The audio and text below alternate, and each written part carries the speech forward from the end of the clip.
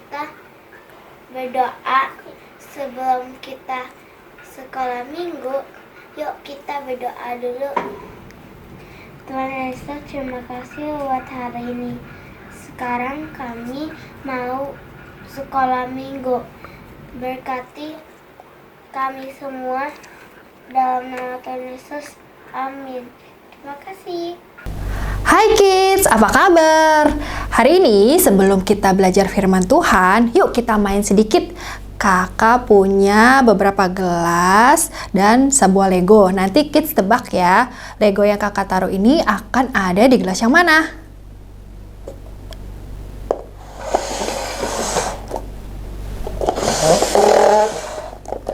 Nah, kids kira-kira bisa tebak nggak? Ada di manakah Lego itu? Yang ini coba kita lihat ya. Ya, bener banget, Legonya di sebelah sini. Yuk kita coba sekali lagi. Oke, Legonya ada di gelas paling ujung. Coba. Kira-kira apakah kids bisa menebak ada di mana Lego tersebut? Yang tengah. Coba kita lihat ya. Bener lagi ternyata. Oke, sekali lagi ya. Kali ini kakak akan putar lebih cepat. Legonya di tengah. Oke, kira-kira apakah kids bisa menebak kali ini? Oke, kita cobain tengah ya. Ternyata bukan di tengah. Nah, kids, kadang-kadang sulit ternyata untuk menemukan suatu benda karena benda itu tersembunyi. Mengetahui dengan tepat di mana mencarinya merupakan hal yang menantang. Hari ini kita akan belajar bahwa tidak seperti benda yang tersembunyi yang kamu coba temukan. Yesus tidak bersembunyi dari para pengikutnya setelah kebangkitannya. Yesus hidup dan dia menampakkan diri kepada lebih dari 500 orang yang melihatnya dengan mata kepala mereka sendiri. Seperti video pembelajaran hari ini. Pada hari pertama minggu itu, di malam hari, murid-murid Yesus berkumpul di sebuah rumah di Yerusalem. Berita tentang Yesus telah menyebar. Beberapa pengikut Yesus melaporkan bahwa Yesus tidak mati lagi. Dua orang pengikut Yesus mengatakan kepada murid-murid yang lain bahwa Yesus telah menampakkan diri kepada mereka. Dan Maria Magdalena juga bercerita hal yang sama. Apakah semua ini benar? Ketika para Yesus sedang berbicara, Yesus datang dan berdiri di tengah-tengah mereka. "Damai sejahtera bagi kamu," katanya. Para murid terkejut dan ketakutan. Mereka tidak dapat mempercayai mata mereka. Benarkah ini Yesus? Para murid mengira mereka sedang melihat hantu. "Mengapa kamu takut?" Yesus bertanya. "Ini aku. Mengapa kamu ragu? Lihatlah aku dan sentuhlah aku. Kamu dapat melihat bahwa aku bukan hantu. Hantu tidak memiliki daging dan tulang seperti aku." Yesus menunjukkan tangan dan lambungnya kepada para murid. Mereka melihat lubang-lubang di tangan dan lambung Yesus.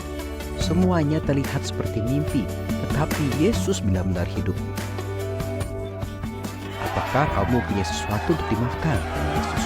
Murid-murid memberikan beberapa ikan kepada Yesus dan dia memakannya.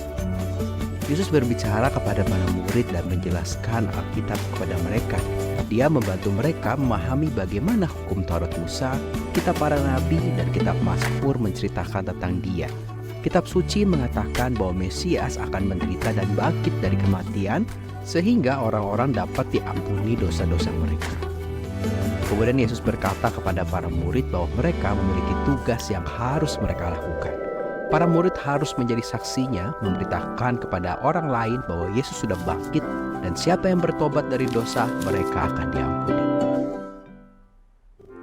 Selama 40 hari, Yesus menunjukkan dirinya kepada lebih dari 500 orang dan membuktikan bahwa dia hidup. Yesus masih hidup sampai sekarang. Dia mengutus orang-orang percaya untuk menceritakan kepada orang lain tentang dia. Nah, kids, kisah kita hari ini diambil dari Injil Lukas 24 yang terjadi setelah kematian, penguburan, dan kebangkitan Yesus. Yesus telah menampakkan diri kepada beberapa orang seperti Maria Magdalena dan juga dua orang pengikutnya di jalan menuju Emmaus. Kemudian Yesus menampakkan diri kepada semua muridnya kecuali Thomas. Yesus tahu bahwa mereka akan takut takut ketika melihatnya. Dia tidak ingin mereka takut atau percaya bahwa dia adalah hantu. Bagaimana ia membuktikan hal ini? Dia menunjukkan tangan dan lambungnya kepada mereka dan ia mengundang mereka untuk menjamahnya. Bagaimana lagi Yesus membuktikan bahwa ia hidup? Apakah dia makan sesuatu seperti yang kita lakukan? Ya, dia meminta makanan kepada murid-muridnya dan mereka memberinya ikan untuk dimakan. Yesus lapar. Tubuhnya yang telah dibangkitkan memiliki daging dan tulang yang nyata dan membutuhkan makanan sama seperti tubuh kita. Setelah Yesus makan, ia menghabiskan waktu bersama murid-muridnya dan menjelaskan Alkitab kepada mereka. Sama seperti kita mempelajari kebenaran firman Tuhan bersama-sama setiap minggu, Yesus mengajarkan bagaimana semua kitab suci dalam Perjanjian Lama menunjuk kepadanya sebagai Mesias. Yesus mengajar murid-muridnya bahwa Perjanjian Lama ditulis untuk menunjukkan kepada kita rencana Allah untuk menyelamatkan orang-orang berdosa melalui kehidupan, kematian, dan kebangkitan Yesus. Kemudian dia mengatakan kepada mereka bahwa mereka adalah saksi dari semua yang Yesus katakan dan lakukan. Karena mereka telah melihat Yesus dan mendengar ajarannya, mereka dapat pergi dan menceritakan kepada orang lain tentang semua yang telah Yesus lakukan.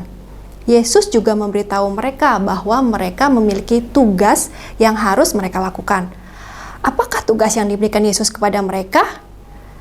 Dia memberitahu para murid bahwa mereka harus membagikan kabar baik Injil kepada orang lain.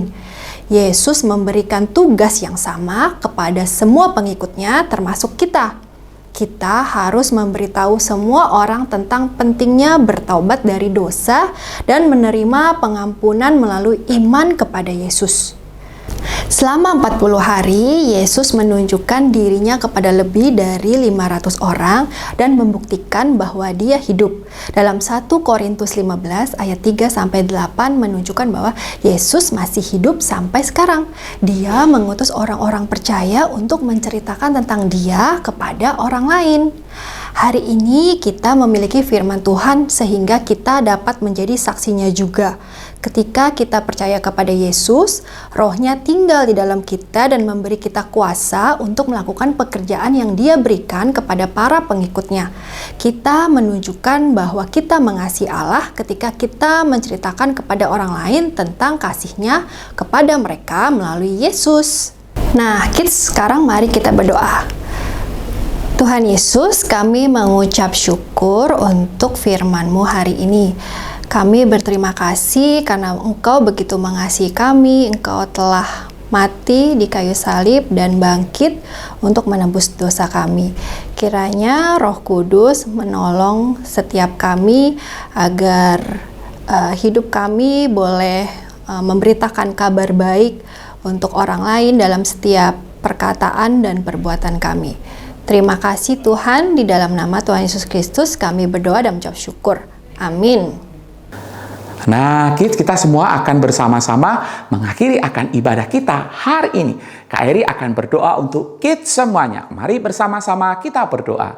Terima kasih Tuhan, hari ini kami boleh bersama-sama beribadah kepada Tuhan, memuji nama Tuhan, mendengarkan akan firman Tuhan. Tuhan, kami mau melakukan apa yang sudah kami dengarkan. Kiranya Tuhan menolong kami supaya kami dapat melakukan firman Tuhan itu dan melaluinya kami boleh mempermuliakan nama Tuhan. Berkati kami semua Tuhan, di dalam nama Tuhan Yesus kami berdoa. Amin. Ibadah kita selesai. Selamat hari Minggu. Tuhan Yesus memberkati.